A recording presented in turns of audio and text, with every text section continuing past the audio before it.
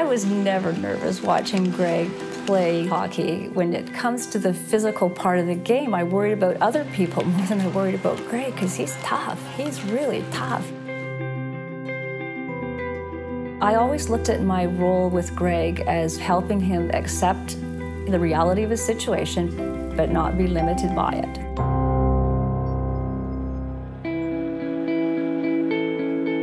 Greg was born with congenital abnormalities. The day after Greg's birth, the orthopedic specialist came to me and said, "Mrs. Westlake, we are faced here with double amputation." I was devastated. I expected to have this perfectly healthy baby. I cried buckets of tears, and I remember writing in a journal that I would probably never smile again. She gave me the freedom to pick and choose what I wanted to do. If I failed, I failed. If I succeeded, great.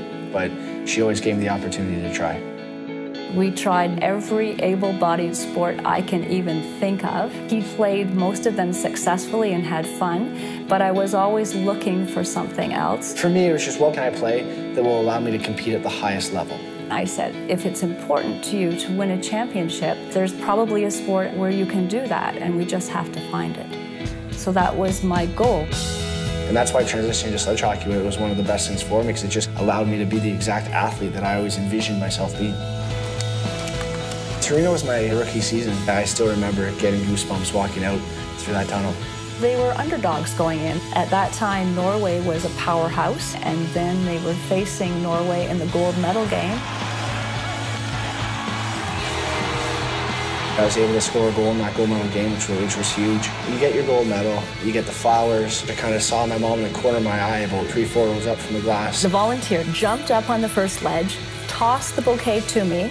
I caught it, and everyone around me just started to cry.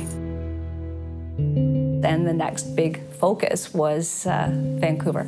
It was a difficult time because one of Greg's teammates, the cancer that had caused the amputation of his leg, reoccurred. You know, he'd be like, "Hey man, like I'll see you soon. I plan on beating this thing," and I believed him.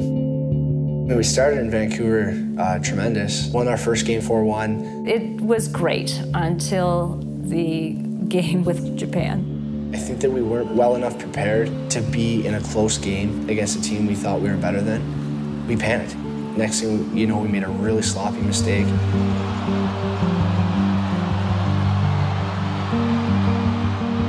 It was definitely a traumatic experience. And they finished fourth. A month after his teammate died, it was just very, very, very painful. It was one of those strings in life where you feel like nothing's gonna go right forever.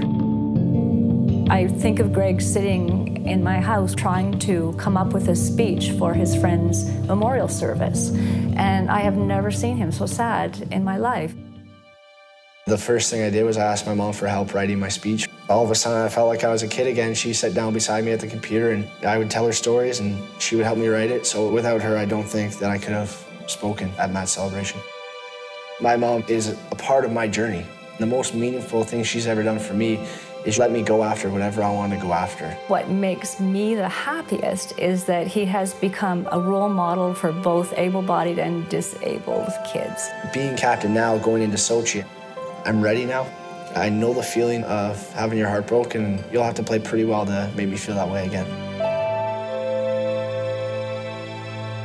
P&G, proud sponsor of moms.